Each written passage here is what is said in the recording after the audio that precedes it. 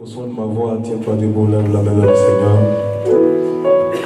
Et commence à dire au Seigneur, Père, donne-moi une nouvelle grâce. Mets-moi dans une nouvelle atmosphère. Laisse ta grâce tomber pour ma vie.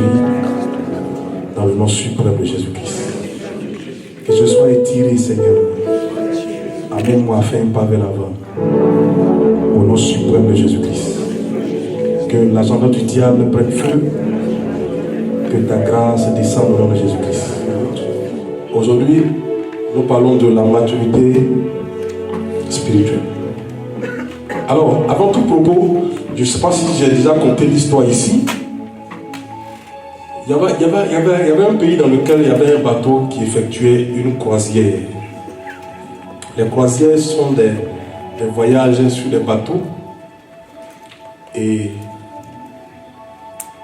à chaque ville qui sont au bord de l'eau, le bateau fait un escale pour permettre aux gens de visiter le lieu dans lequel le bateau devait passer.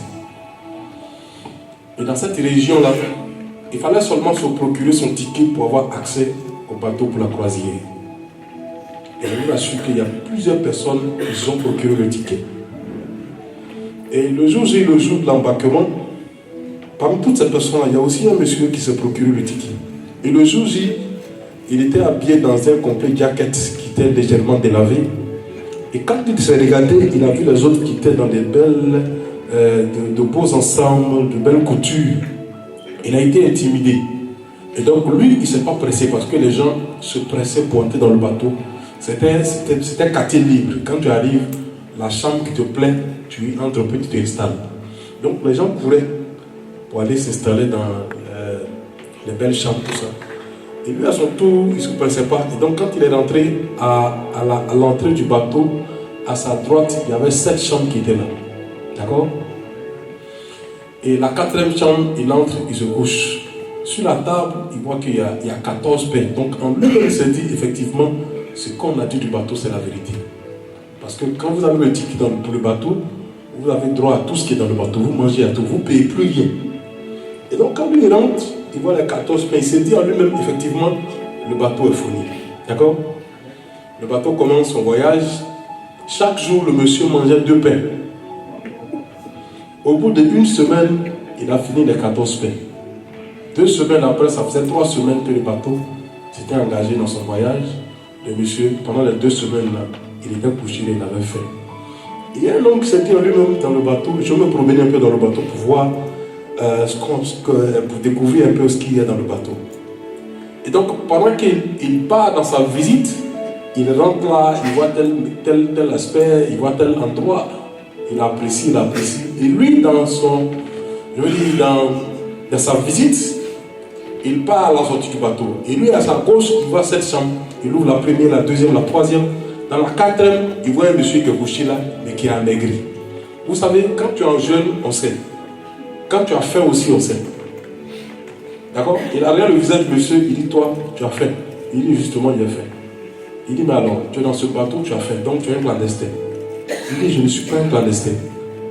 Il dit, mais alors, pourquoi tu n'es pas un clandestin? Tu es dans ce bateau et tu as faim. Le monsieur lui dit, non, je ne suis pas un clandestin. Et il lui montre le coupon du ticket. Il lui dit, voici mon coupon, qui est la preuve que je me suis procuré le ticket. Et le monsieur dit, non, ce n'est pas possible. Tu ne peux pas avoir ce ticket, avoir, n'est-ce pas, peut-être procurer ton ticket, et puis être dans ce bateau et avoir faim. Je vous pose une question. De quoi souffrait le monsieur qui avait faim dans la chambre? Comment? Non, pas la peur, mais l'ignorance. Il souffrait de l'ignorance. Mesdames et messieurs, l'ignorance constitue la plus grande plaie qui tue le monde. Quand quelqu'un est ignorant, tu as l'impression que ce que tu fais, c'est ce qui est la vérité. Alors que c'est faux.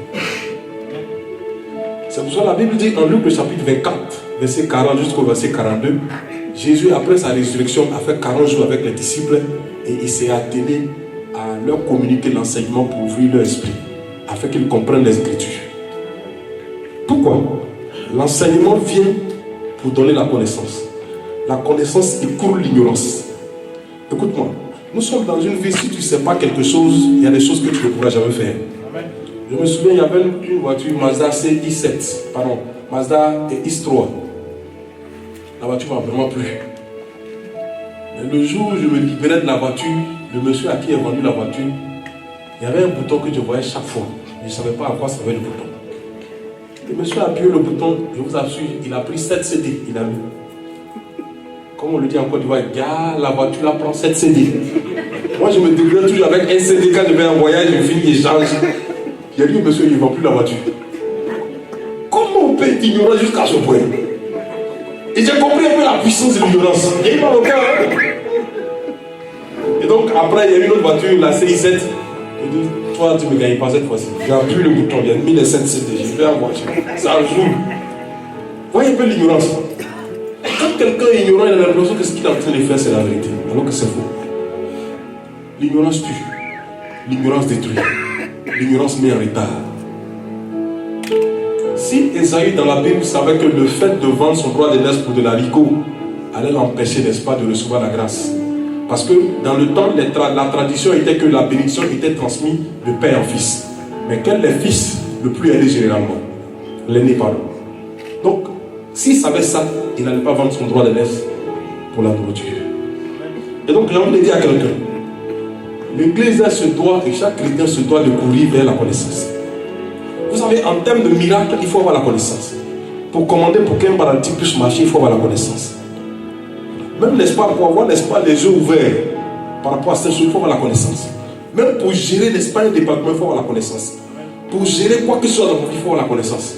Si vous voyez deux personnes qui sont côte à côte, et puis vous voyez qu'il y a un qui émerge que l'autre, celui qui émerge a compris quelque chose que l'autre n'a pas compris. Il faut la connaissance à tous les niveaux. La connaissance vous donne une certaine assurance. La connaissance t'amène, n'est-ce pas, à maîtriser ton sujet. Tu n'es pas éparpillé, tu n'es pas troublé. Si vous voyez quelqu'un qui est serein, oh, écoutez, ne le condamnez pas. C'est qu'il connaît quelque chose. Sa connaissance lui donne une certaine sérénité. Et je pense que l'Église doit courir vers la connaissance. La connaissance va t'enraciner. La connaissance va t'amener à être fort. C'est pour ça que je ne veux pas que tu sois un ennemi de la connaissance. Sois au contraire un ennemi, n'est-ce pas, de l'ignorance. Quand quelqu'un, n'est-ce pas, se met en ennemi de l'ignorance, il a envie d'apprendre. Il a envie d'apprendre. C'est pour ça, écoutez, si vous voulez connaître la définition de la connaissance, étudiez les enfants. Oh. Comment tu te dis, le parent, la dernière fois, Paul me disait, il dit, sa fille a donné une phrase correcte comme ça, on ne sait pas. Mais écoutez, où elle a appris ça? Les enfants sont l'image de la connaissance. Je parle ce matin de la maturité spirituelle. Je donne rapidement la définition de la maturité.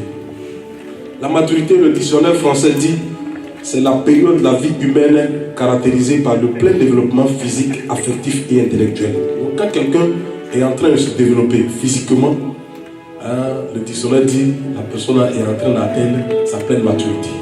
D'accord? Une autre définition dans le domaine botanique, il dit c'est quand un fruit, quand c'est l'état d'un fruit qui est mûr. Donc quand un fruit est mûr, on va dire qu'il est mature. Ça c'est la maturité.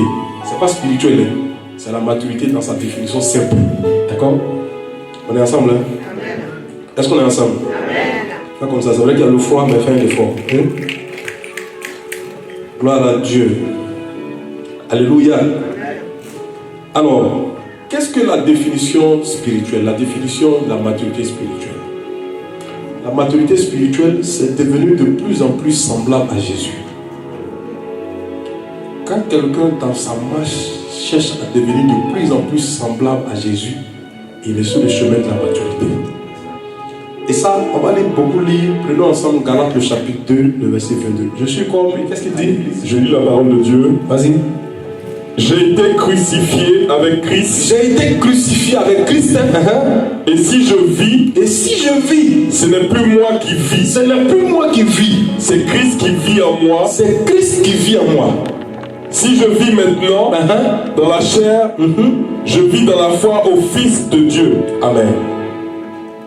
Qui m'a aimé et qui s'est livré lui-même pour moi. Amen. Amen. Donc la maturité spirituelle, c'est devenir de plus en plus semblable à Jésus. Maintenant, je vous pose la question. Qui connaît Jésus? C'est vrai qu'on ne l'a pas vu physiquement, Mais déjà, par les prêches, par la parole de Dieu qu'on a pu lire souvent, on s'est fait plus ou moins une idée de Jésus. Il y a des gens, quand ils parlent de Jésus, ils voient Jésus comme quelqu'un qui était vieux sur la terre. Physiquement, Jésus est mort à 33 ans, dans la fleur de l'âge. L'âge dans lequel tout jeune gens a envie de se réaliser, c'est là que Jésus est mort. Mais Jésus, de sa vie sur la terre, a vécu une vie tellement transparente. Parce que je vous apprends, être connu comme Jésus était, regardez même nous-mêmes en tant qu'êtres humains, qui gérons peut-être le millier de personnes. Quand tu arrives, tous les honneurs, tout le respect qu'il faut, avec, n'est-ce pas, plein de pression qu'il y a autour. Mais imaginez Jésus. Voici un jeune qui arrive et qui crée un mouvement national. Tout le monde est au courant de lui. C'est pour cela, une fois, j'ai suivi sur une National Geographic, les gens parlaient de Marie de Magdala. On dit Marie de Magdala était une des copines de Jésus. Parce que pour eux, c'est inconcevable qu'un homme avec une telle carrure n'ait pas, je veux dire, un mouvement sexuel autour de lui. D'autres disent non, Marie, la sœur de Lazare, l'une des sœurs était une copine de Jésus aussi. Donc pour eux, c'est inconcevable que cet homme, avec tout ce mouvement-là, il n'y ait pas ces pressions autour de lui. Mais Jésus un jour s'est permis de dire, il dit, le diable vient contre moi, mais il n'a rien à moi. Amen. Jésus avait une vie tellement exemplaire. Il avait une vie tellement transparente. Donc, la maturité spirituelle, c'est devenu de plus en plus semblable à Jésus. Où tu sens que tu es mort intérieurement. Et Paul, qui était un homme qui avait compris, n'est-ce pas, le principe de la maturité spirituelle, il dit, si je vis, ce n'est plus moi qui vis. C'est Christ qui vit au travers de moi. C'est-à-dire que moi-même, je n'existe plus. La maturité t'amène à être mort intérieurement. Si quelqu'un comprend le principe de la maturité, je vous assure, quand on parle de mariage, le mot M, pardon, la lettre M pour mariage, c'est maturité. Amen. C'est pour ça que les garçons ils se marient jamais, ce sont les hommes qui se marient. Amen. Le mot M aussi, c'est la mort. Quand tu es trop vivant dans ton mariage, tu vas tuer ton mariage. Il faut mourir. Yes. C'est un niveau de maturité. Bref, je vais. D'accord? Je parle de quoi? Je dis, la maturité, c'est le fait de devenir semblable à Jésus. Le deuxième aspect de la maturité, c'est être passionné de Dieu. Quand quelqu'un commence à être passionné de Dieu, est-ce que quelqu'un sait ce qu'il veut dire être passionné? J'ai une image que j'ai vue, qui circulait un peu. J'ai vu des gens qui étaient à un match de football. Je pense que ça doit être en Russie, quelque part, les pays très glacés. La neige était sur eux comme ça. Mais les gars étaient assis au stade en train de suivre le match. Voici la définition de la passion. La passion, c'est un amour excessif pour quelque chose.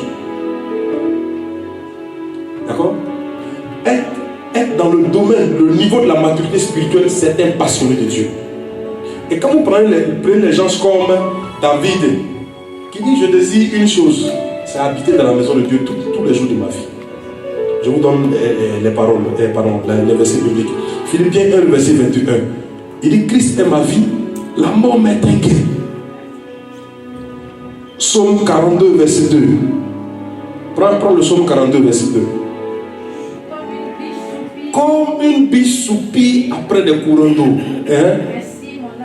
Ainsi mon âme soupire après toi. Oh Dieu. Ça, c'est les paroles d'un passionné de Dieu. Ton niveau de maturité t'amène à être passionné de Dieu. À être, en quelque sorte, un amoureux de Dieu. Quelqu'un qui aime Dieu excessivement. Effectivement, mesdames et messieurs, on peut aimer Dieu excessivement. Ça t'amène à être un passionné. C'est pour ça que Jésus, une fois il rentre dans le temple, il dit, il est écrit que ma maison sera une maison de prière. Vous en avez fait une caverne, n'est-ce pas, de bandits. Jeune, il a fait 30 et 33 ans, il est parti. Mais qui avait, n'est-ce pas, une certaine disposition pour les valeurs de Dieu. La maturité t'amène à défendre plus les valeurs de Dieu en toi. Et je veux marquer une pause, notez ça. La grandeur devant Dieu est déterminée par ta capacité à défendre les valeurs de Dieu dans ta vie. C'est pour cela, écoutez, quand l'autre, Belshazzar, il prend les ustensiles de Dieu qui étaient consacrés pour, n'est-ce pas, l'usage pour le temple. Il boit là-dedans, il y a une main humaine qui sort, qui écrit, menez, comptez, menez, pas saint et quel. Comptez, peser, diviser. la même nuit là, il est mort. Parce que Dieu, n'est-ce pas, l'a pesé. Dans la balance divine, Dieu l'a trouvé léger.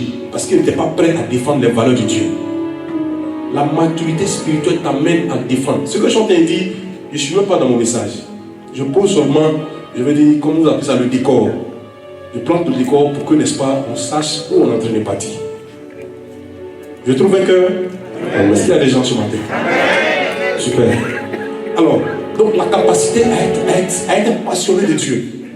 Et vous allez voir aujourd'hui, ce sont des choses qui manquent. Être passionné de Dieu, être amoureux de Dieu. Des gens, n'est-ce pas, qui voient Dieu. Des gens, ce qui les intéresse, c'est comment faire d'abord pour pouvoir plaire à Dieu. C'est pour ça que la Bible dit, Moïse dit, il dit, tu aimeras l'Éternel ton Dieu de tout ton cœur, de toute ton âme, de toutes tes forces, de toutes tes pensées. Ça veut dire, au fait, toi-même là, tu dois être le produit, n'est-ce pas, de l'amour de Dieu. Dans tes agissements, on va voir l'amour de Dieu. Maintenant, vous allez voir, il y a des gens qui ne connaissent pas la définition propre de l'amour. L'amour, c'est le sacrifice.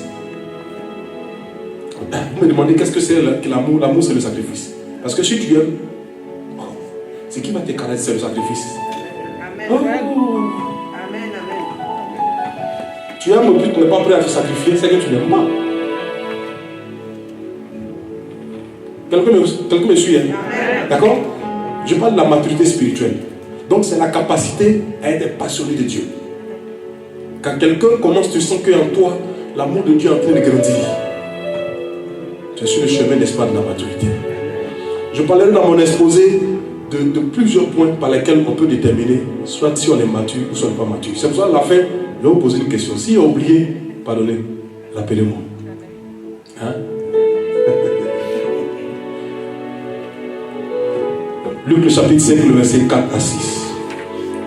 On entre dans le vif du sujet. Luc 5, verset 4 à 6. Vas-y. Lorsqu'il eut cessé de parler, il dit à Simon, avance en pleine eau, et jetez vos filets pour pêcher.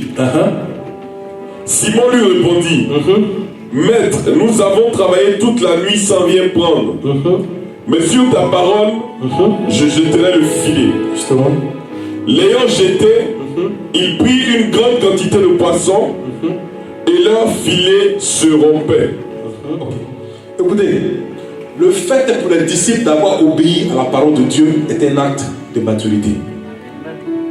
Oh oui. Parce que Pierre était un érudit de la pêche. Il savait à quelle heure il faut jeter le filet, à quelle heure il fallait prendre les poissons. Et Jésus dit, avance en eau profonde et jette ton filet. Le fait d'avoir obéi et d'avoir été soumise à la parole de Dieu, pour les disciples, c'est un acte de maturité. Donc la maturité, c'est ton niveau d'obéissance et de soumission. Ça va déterminer ta maturité. À quel niveau tu peux être obéissant, à quel niveau tu peux être soumis. Ça va déterminer ton niveau de maturité. Donc pour les disciples, le fait d'avoir obéi, d'avoir été soumis à ce que Jésus a dit, c'est faire preuve de maturité. Alors, qu'est-ce que je peux dire encore? La maturité, au fait, c'est... Il y a plusieurs compréhensions pour la maturité. Et je vais donner 10 définitions de la maturité. Aujourd'hui, c'est une introduction, d'accord? Donc, je vais donner 10 définitions par lesquelles on peut reconnaître le niveau de maturité. La première chose que je peux dire par rapport à la maturité, d'accord? C'est quitter le superficiel pour aller en profondeur avec Dieu. Premier point. C'est quitter ce qui est superficiel pour aller en profondeur avec Dieu. Le jour où tu décides de ne plus être superficiel dans ta relation avec Dieu, tu es sur le chemin de la maturité. Tu viens de mettre le pas, n'est-ce pas, sur le chemin de la maturité.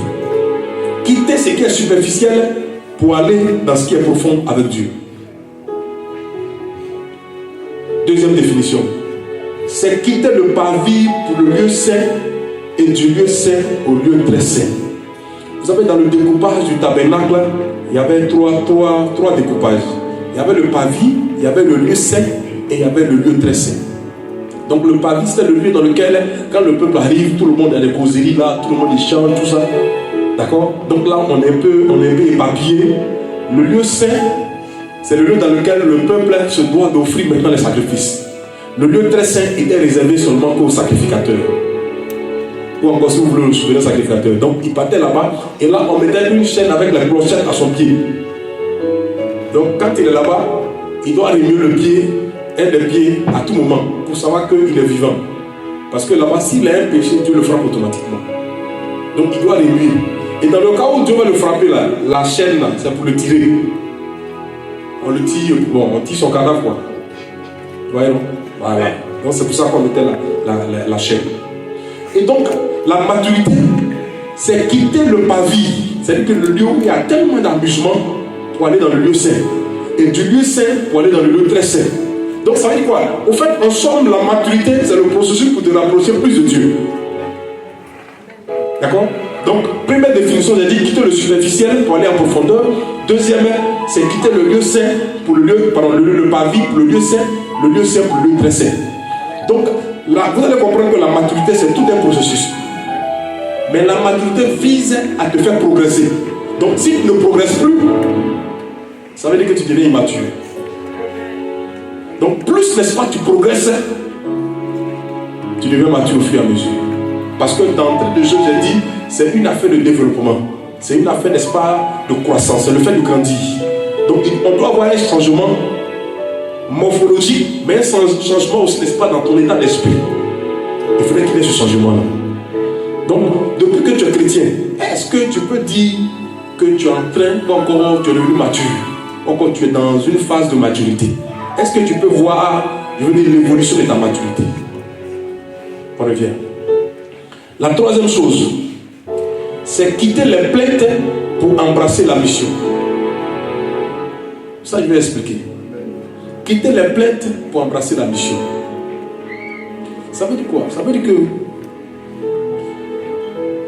tu dois être capable, dans ton élan de maturité, tu dois être capable de pouvoir avoir un certain niveau de responsabilité. D'accord? Un. De deux, tu dois être capable d'être quelqu'un qu'on peut envoyer.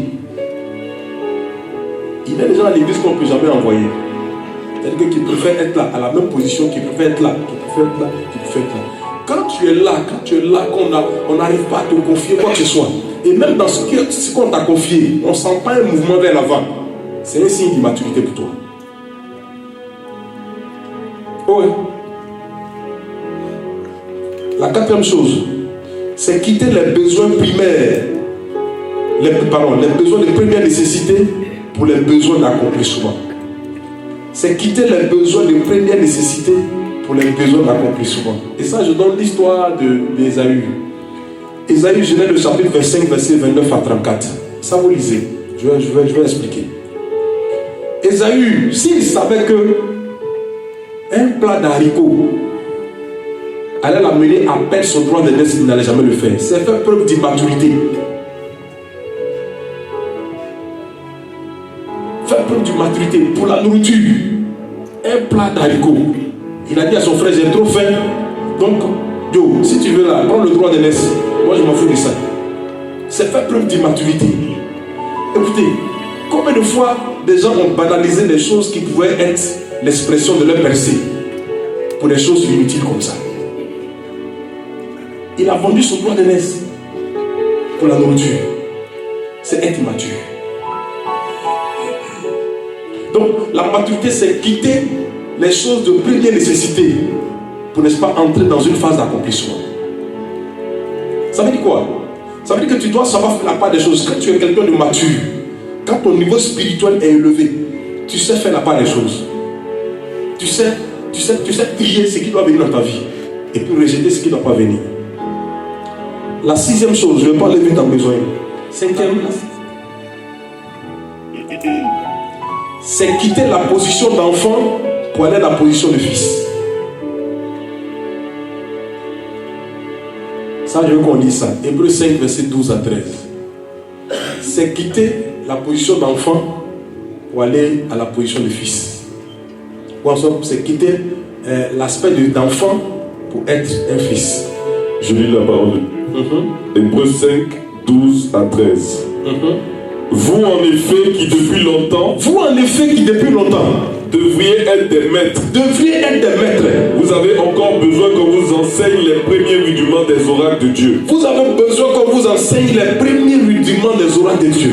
Vous en êtes venus à avoir besoin de lait et non d'une nourriture solide. Ça veut dire quoi? Ça veut dire qu'au fur et à mesure que ton niveau encore, le temps que tu passes dans la présence de Dieu, ça grandit, ton niveau de compréhension doit changer.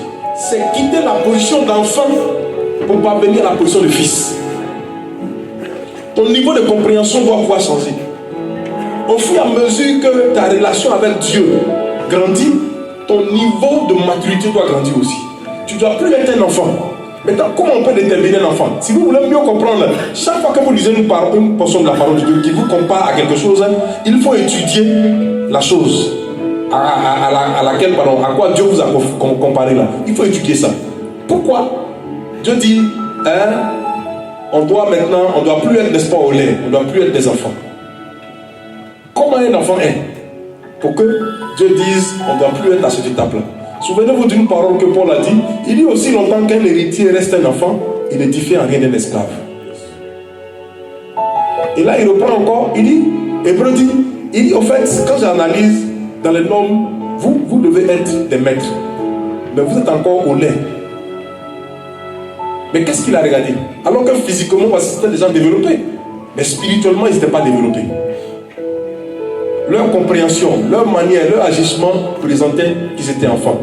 Quand Hébreu analyse, quand il voit, l'auteur du livre des Hébreux, quand il regarde, il analyse, il voit que leur agissement, leur manière de faire présentait leur immaturité. Comment on peut déterminer que quelqu'un est mature ou immature?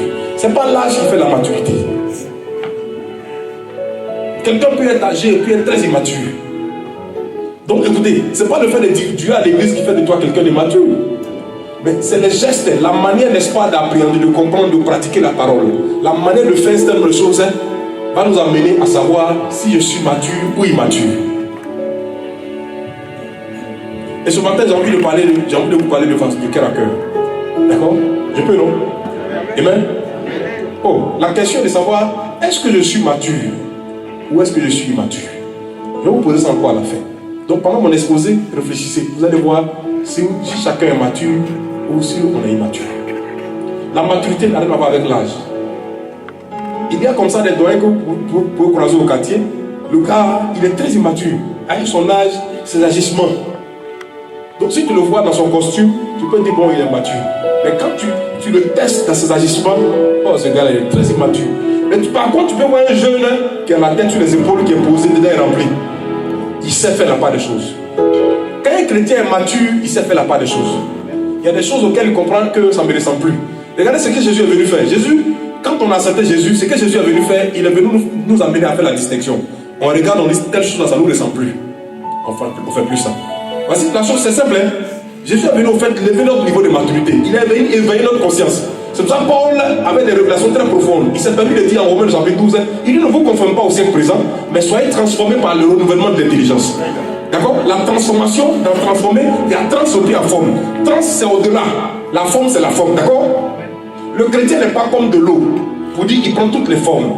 Le chrétien doit être au-delà de la forme.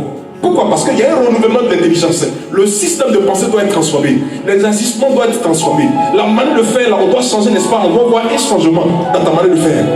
Le chrétien d'hier, dans les premiers mois, les premières semaines, les premiers jours, les premiers mois, au bout de 1 an, de 2 ans, on doit sentir une certaine montée. L'agissement de bébé gay que tu avais là, tu sais que tu as monté un peu, d'accord? Où tu pleures pour tout, tu fais, il y a plein de caprices, on ne peut pas te taper parce que tu as encore bébé. Tu peux frapper un bébé, on ne peut pas. Mais arrivé à ce moment, tu dois accepter un peu la chicotte. Ton corps doit, n'est-ce pas, préparer tout ça. Donc on doit sentir une certaine maturité. Mais il y a des gens qui sont à l'église. Il y a vu des gens. Le gars dans la vie même là, c'est un gars, il est vieux, mais il est petit comme ça. Quand il est à 35 ans, mais il est petit encore. Il y a des gens comme ça à l'église. Vieilli à l'église, mais il est encore bébé. Quand tu lui demandes de parler un peu, il dit ouais, tonton, tu vois, oh, c'est un vieux. Comment il t'appelle tonton? La maturité, c'est quitter le nécessaire pour s'établir dans l'abondance. Arriver à un certain moment dans ton niveau de maturité, tu comprends que tout ce qui est autour de toi doit parvenir à un niveau d'abondance.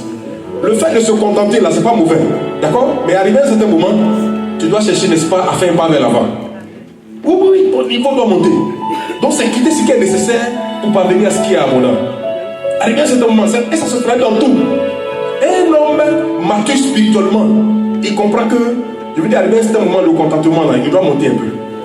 Oh oui. Trop de contentement tue les gens. C'est preuve d'immaturité. C'est comme on t'a donné sur 7. C'est tous les jours. Arrivé à ce moment, dit non, la sucette, on doit changer un peu. Il faudrait qu'on passe à autre chose. D'accord?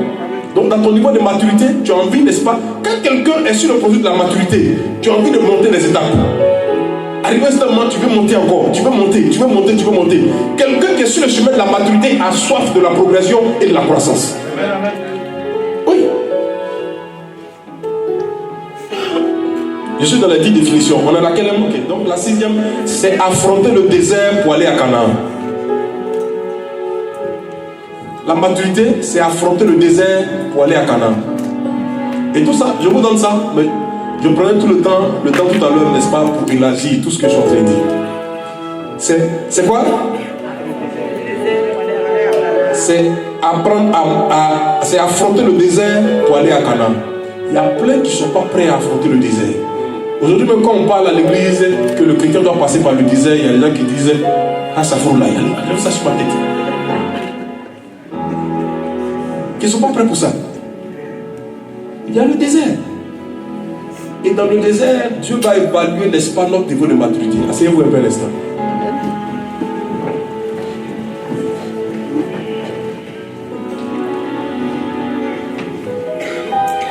Apprendre à affronter le désert pour aller à Canaan. Le prochain point, c'est apprendre à marcher et à vivre avec Dieu. La maturité, c'est apprendre à marcher et à vivre avec Dieu. Genèse le chapitre 17, verset 1 à 3. Genèse chapitre 17, verset 1 à 3. Lorsque Abraham fut âgé de 99 ans, l'Éternel apparut à Abraham. Et lui dit, je suis le Dieu Tout-Puissant. Marche devant ma face et sois intègre. Arrête-toi là pour le moment. Abraham, âgé de 75 ans, Dieu s'est présenté à lui. Et Dieu lui dit, sors de ton pays, sors de ta patrie, va dans tel lieu que je t'indique, d'accord? Le pays, c'est le cosmos, c'est les maisons, c'est-à-dire que c'est très physique, d'accord? La patrie, c'est plus spirituel, donc l'ensemble des croyances. Donc, sors de ton pays, ça veut dire qu'il faut faire un déménagement. Et là, je vais marquer un point de note. Chaque fois que vous faites un déménagement, il y a une qualité de prière qu'il faut adresser pour là où vous partez. Parce que le but, à la fin, verset 3, il dit, je rendrai ton nom grand. Yes. Il y a toujours une grâce qui est attachée à un déménagement. Bref, c'est une parenthèse. Donc la patrie, c'est l'ensemble des croyances. D'accord? C'est plus spirituel. Alors, le peuple, ou encore les parents d'Abraham étaient polythéistes, ils étaient polygames. Et Dieu lui dit, sors de ta patrie. Ça veut dire qu'il faut faire un déménagement. Voici quelqu'un à 75 ans, il vivait encore chez Champa. Non, quand vous prenez Abraham, c'est l'ami de Dieu, c'est le père de la foi. Donc souvent, les gens par politesse, on n'a pas envie de trop parler de lui.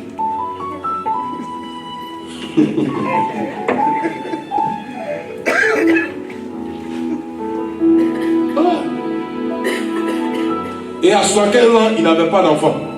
Donc voici un gars qui n'était pas soucieux. Il se dit, bon, je suis à la maison. Est-ce que vous pouvez accepter ça? Je vois 15 ans, tu es proche des parents. Ça, j'imagine la femme. Ça va.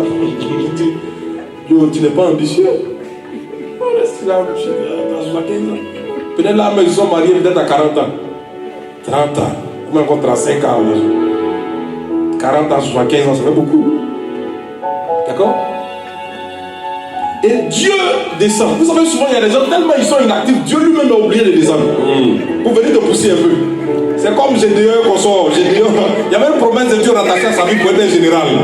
Mais il est en train de cacher sa récolte en brousse. Dieu a envoyé son ange pour dire, si on ne fait rien, il va rester comme ça.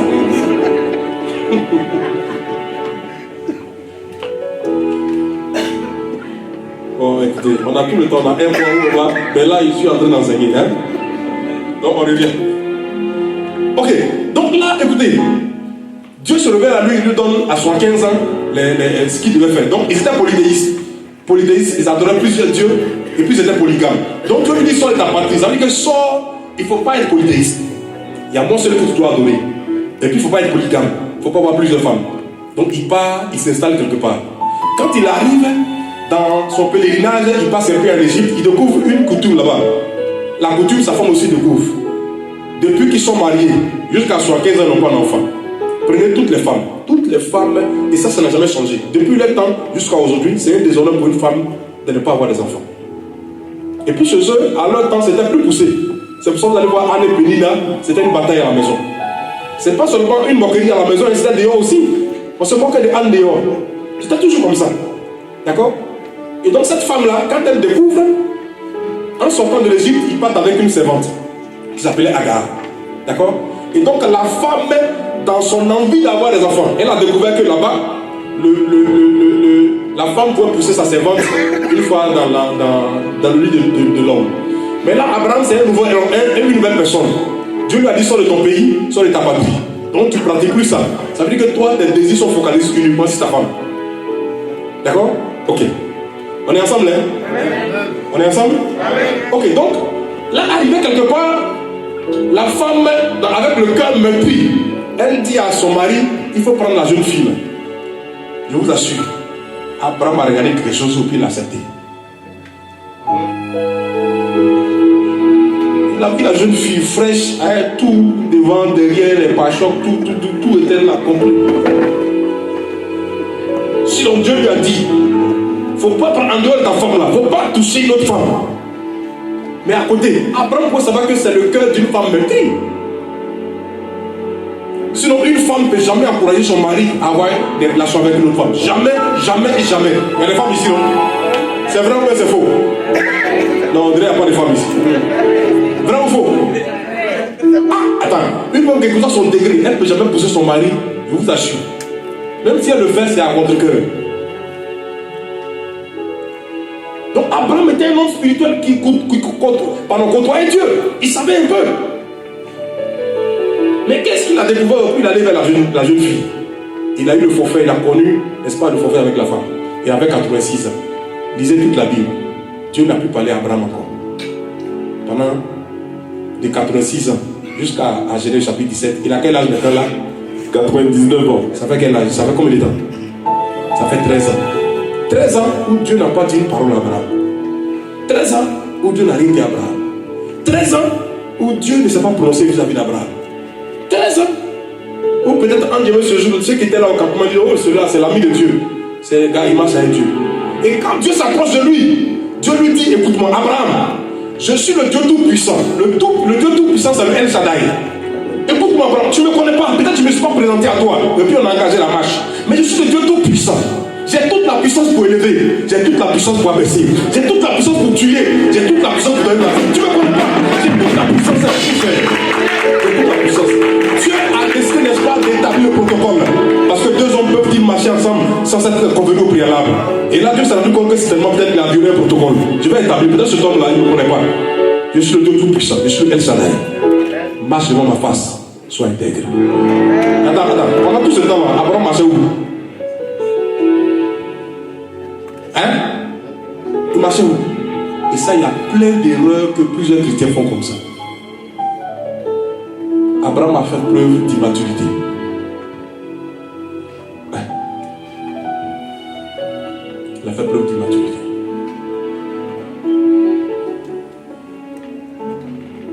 Écoutez-moi très bien. Est-ce que vous n'êtes pas comme Abraham aussi?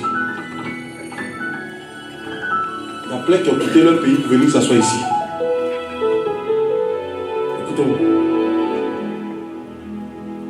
Et à qui, même si vous n'avez pas entendu la voix audible de Dieu, mais à cause de ce que vous êtes connecté à la parole de Dieu, le ciel vous a communiqué votre feuille de route déjà.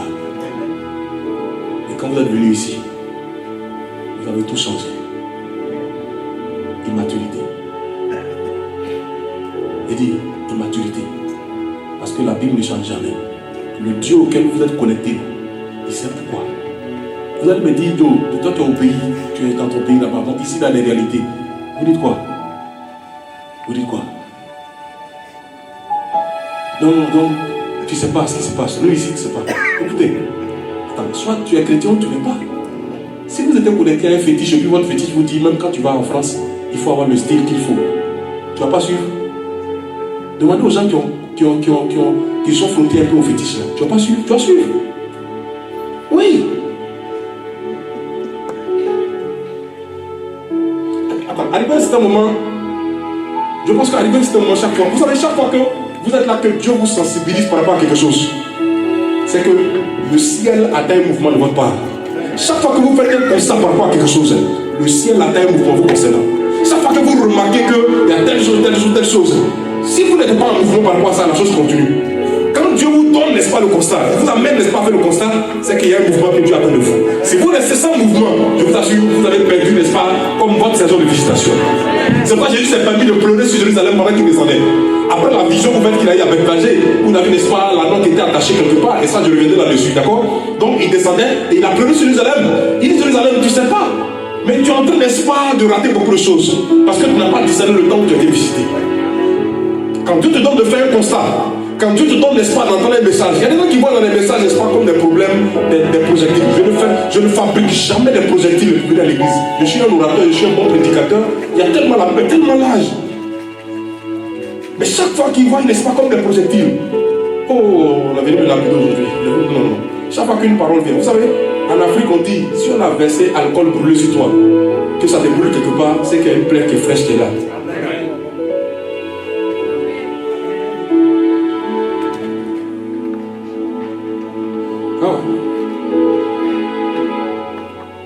Et il dit, marche devant ma face, sois intègre.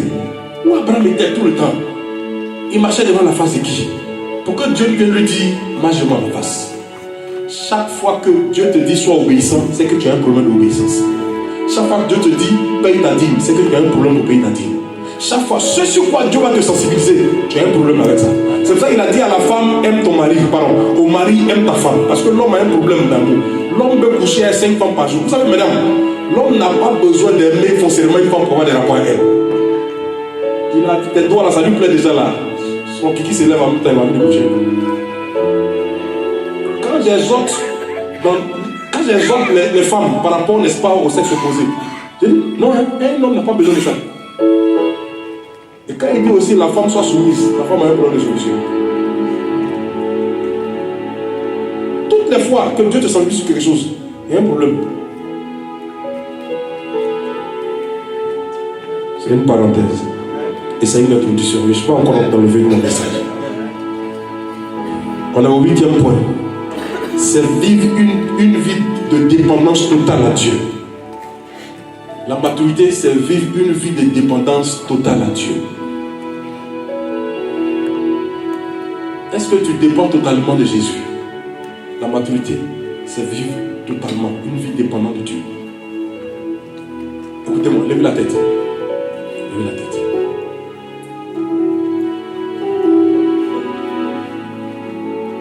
Souvent, notre niveau d'immaturité nous amène à ne jamais demander. Quand on est engagé sur un projet, cet esprit, qu'est-ce que tu en penses? Est-ce que je dois faire ou pas? Ce que je veux dire, s'il y a des gens qui sont francs ici, ils vont me dire la vérité. Combien de fois on a mis Jésus de côté, le Saint-Esprit de côté, et puis nous-mêmes on a fait des choses nous-mêmes. La maturité, c'est vivre une vie dépendante totalement de Dieu. Ou avant de faire quoi que ce soit, on associe d'abord. De mes années d'expérience dans le ministère, j'ai appris que quand quelqu'un s'est associé Dieu à ce qu'il va faire, le ciel aussi répond à tout ce qui le concerne. Parce que Dieu sent que tu le considères, toi, tu le considères. La maturité, c'est vivre une vie totalement dépendante de Dieu. Où Dieu sent que non, tu le considères. Où Dieu sent que tu le considères. Plein de vies comme ça qui ont tellement choqué le Saint-Esprit, qui ont tellement attristé le Saint-Esprit, ça fait preuve d'immaturité.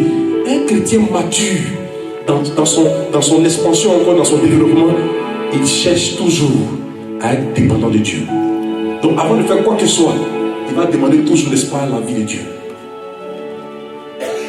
On est ensemble? Il va demander la vie de Dieu. C'est pour ça que dans les rois, dans la Bible, les rois, quand il y a un temps de guerre, ils demandent, est-ce que je dois faire ou ne dois pas faire?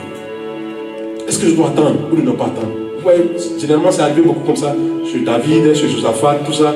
Voilà, ce sont des rois comme ça qui, tellement craignant Dieu, faisant preuve de maturité, il demandait toujours à Dieu, est-ce que je dois faire ou je ne dois pas faire? La maturité, c'est le fait de dépendre totalement de Dieu.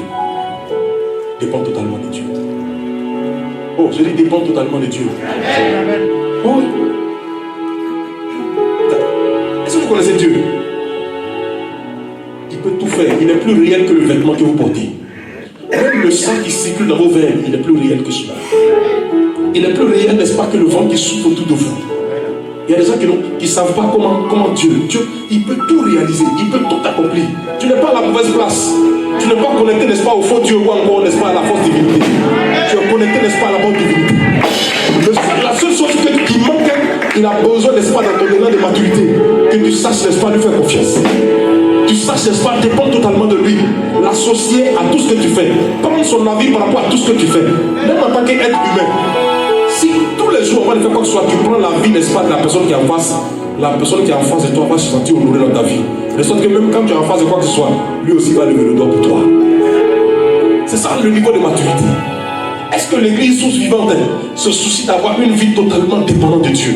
Ou même, n'est-ce pas, quand on t'a confié un projet pour dire non, je prends ça, je vais prendre, n'est-ce pas, la vie du Saint-Esprit. Je vais mettre ça devant Jésus. Totalement dépendante.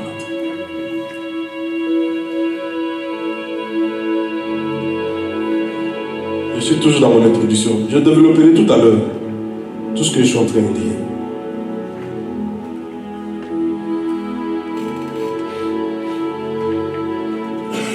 La maturité, le dernier, le 10e, c'est là où l'excellence de Christ triomphe des titres et de la gloire. Être mature, le titre et la gloire, ça ne t'impressionne pas. Ça ne te prend pas la tête. Être mature, les titres et la gloire ne te prennent pas la tête. Oh oui. Ça, la maturité, ça te met, n'est-ce pas, dans une profondeur d'humilité, de simplicité.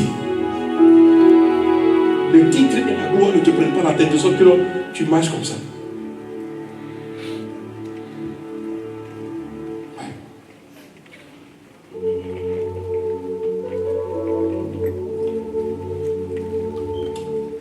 Sur le chemin de la maturité, il y a des choses que Dieu va éprouver dans notre vie. Sur le chemin de la maturité, il y a des choses que Dieu va éprouver. L'épreuve est différente de la tentation. La tentation, c'est une action qui vient dans le but de te faire perdre tes niveaux, de te briser, de te faire chuter. La tentation émane du diable. C'est le diable qui tente. Dieu ne tente jamais quelqu'un. Au contraire, Dieu met les gens à l'épreuve. Mais Dieu ne nous tente jamais. La tentation, c'est une action, n'est-ce pas, qui vient pour te faire perdre un niveau. Si vous voulez, n'est-ce pas, si vous avez fait l'université, vous allez comprendre ce que c'est que la tentation. La tentation, ça vient pour te faire perdre un niveau. Quand tu as échoué, facilement, tu as raté ton année, soit on peut te renvoyer de l'université, ou tu restes au même niveau, les autres avancent. L'épreuve est différente de la tentation. La tentation vise à nous faire trébucher, à nous faire perdre des niveaux.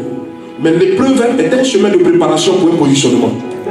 C'est-à-dire que quand Dieu, n'est-ce pas, envoie l'épreuve, c'est dans le but de te préparer pour qu'à la suite de ça, tu sois positionné. D'accord? Non, l'épreuve, c'est comme une composition. Quand tu l'as validé, tu vas au prochain niveau. Mais l'épreuve, dans le fond, je veux dire, la tentation, c'est qu'une composition. Mais l'épreuve, c'est une préparation. C'est pour ça que dans la phase de l'épreuve, Dieu, n'est-ce pas, va titiller ton cœur. Il va voir ton cœur. Il va regarder certains aspects.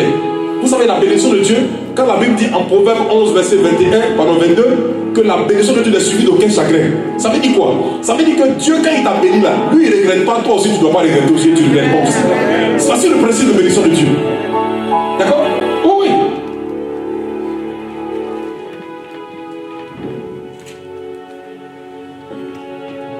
Donc, l'épreuve, c'est pour nous préparer. On est venu ici, partout, dans tous les pays qu'on va, Dieu va nous mettre.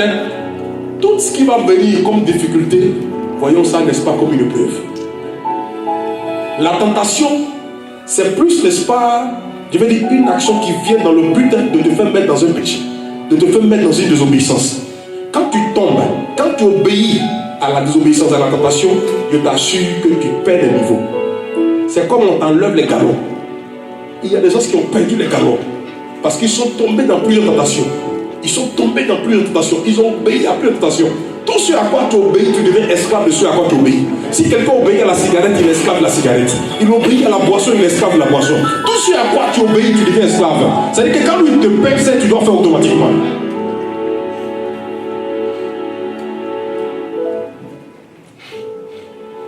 Je parle de quoi? De maturité.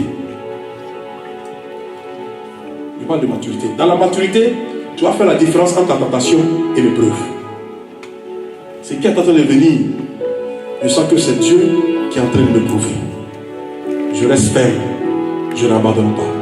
La maturité, c'est savoir tenir ferme face à la tentation et face à l'épreuve. Sinon, avant nous, il y a plusieurs, n'est-ce pas, qui ont vécu dans la tentation, qui ont vécu dans l'épreuve. Il y a des choses que Dieu va éprouver sur le chemin de la maturité. Dieu va éprouver sur le chemin de la maturité. La première des choses que Dieu va éprouver. Qu'est-ce que le chanteur dit? Excusez-moi d'abord, je reviens sur quelque chose. Sur le chemin de la maturité, je disais aussi que la maturité c'est un processus, d'accord? C'est un processus. Et donc sur le chemin de la maturité, je disais que c'est un processus, mais écoutez, Dieu aussi, n'est-ce pas, dans la maturité consiste à être fidèle dans les petites choses. Vous mettez la maturité consiste à être fidèle dans les petites choses. Fidèle dans les petites choses. La maturité consiste à être fidèle dans les petites choses. La Bible dit si quelqu'un est fidèle dans les petites choses, Dieu lui confie les grandes.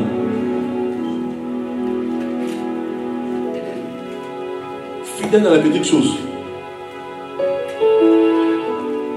La maturité, c'est être obéissant dans les petites choses.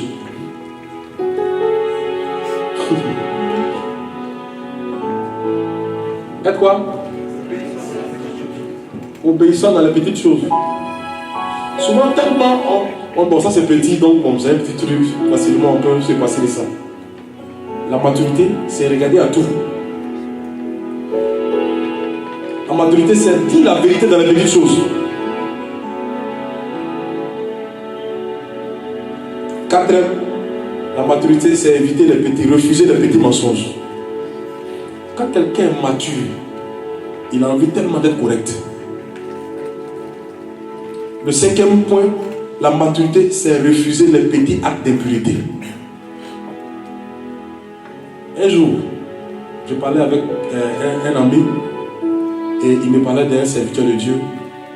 Il dit, celui-là, sa femme le fatigue. Et puisque sa femme le fatigue, il a commencé à avoir des relations extra.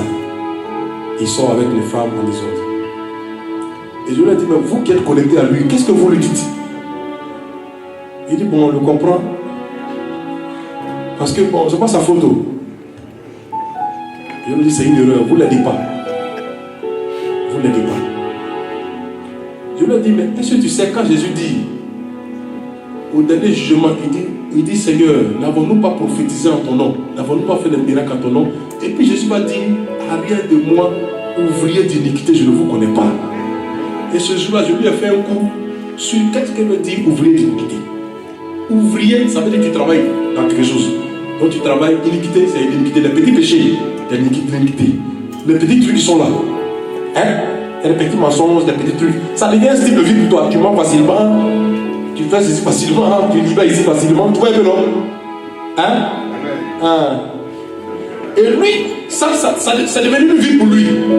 Et Jésus dit ça, au dernier jugement, même il a prêché, il a fait tout, je dirais que je ne le connais pas. Parce que c'est devenu un style de vie pour lui. C'est refuser les petits actes d'impureté. La maturité, écoute-moi monsieur, je parle aux hommes. La maturité, c'est refuser d'avoir des rapports sexuels en dehors du mariage. Oh, regardez-moi. C'est refuser d'avoir des rapports sexuels en dehors du mariage. Ah ouais. La maturité, c'est mettre tout ça de côté. La maturité, c'est de jamais accepter en tant qu'homme que ton érection te donne une direction. Je vais reprendre encore. La maturité, frère, c'est ne pas accepter que ton érection te donne une direction.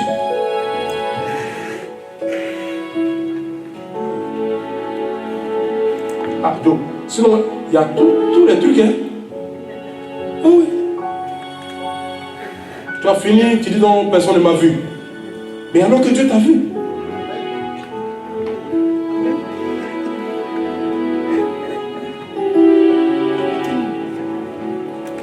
Et souvent à l'église, il y a tellement d'amusement. Et puis, on a l'impression que Jésus regarde son église, il voit une église qui n'est pas encore mature. Il n'est pas encore mature. Jésus n'est pas gentil. Jésus est bon. La gentillesse, regardez les tontons gentils qu'on connaît là. Ils dilapident tout l'argent. Il y a chaque famille au moins a un tonton gentil qui était en haut comme ça, puis il est tombé comme les choses comme les manques mûres. Vous n'avez pas vu ça? Dans chaque famille, il y a tout le tonton gentil. Il a gaspillé son argent, il a tout fait, il n'a pas pris le temps de réaliser, penser à ses enfants. Il n'a rien fait, il a gaspillé. Jésus n'est pas gentil. Jésus est bon. Et dans sa bonté, il sait faire la part des choses. C'est pour cela qu'il est agneau, il est doux, mais il est aussi lion, il est féroce. Il sait faire la part des choses. C'est ça, c'est pas tout ce qu'on demande là, que Jésus nous donne sur les champs. Il est bon, il sait faire la part des choses. Quand quelqu'un est bon, il transporte, n'est-ce pas, ce qu'on appelle la loi des priorités. Il sait faire la part des choses. Et ça, c'est faire preuve de maturité. Preuve de maturité.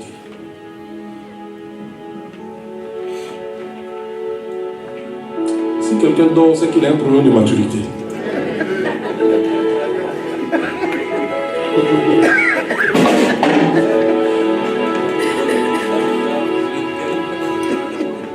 La maturité, c'est regarder tout.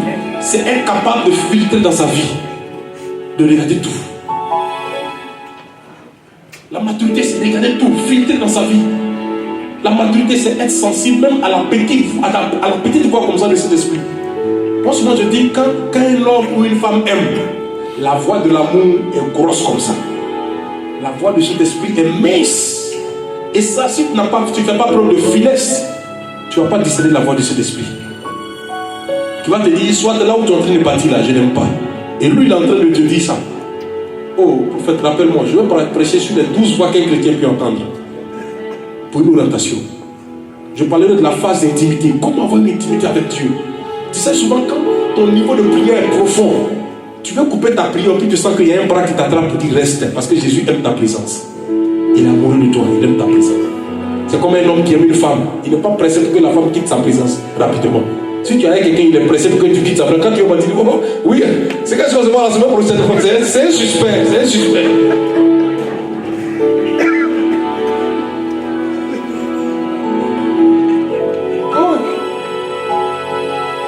Oh, Dieu va nous faire du bien.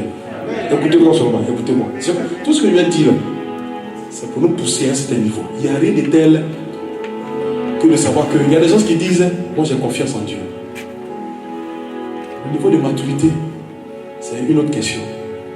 La question qui va se poser, c'est pas que non, je fais confiance en Dieu. Parce que toi tu dis, je fais confiance en Dieu. La question, c'est est-ce que Dieu me fait confiance? Qui est un haut niveau de maturité. Dans ton état de maturité, Dieu te fait tellement confiance. Il s'est dit ça là, ça ne te descend pas. Oh, ma fille, mon fils, il a compris que ça là, ça ne nous descend pas. Tu sais, Jésus est venu au fait, encore du monde dit non, il est venu pour que tu sois guéri. Ton esprit est transformé. Tu comprends que les choses, ça ne te descend plus. Sinon, on connaît ça, il connaît. C'est Gaou, n'est-ce pas, qui passe toujours. Donc, tu sens que ça ne te descend plus. Voici ce que Jésus.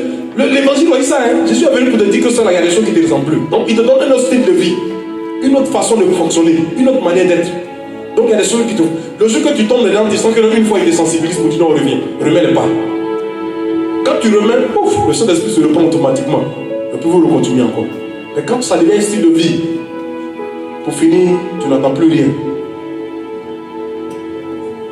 Maturité.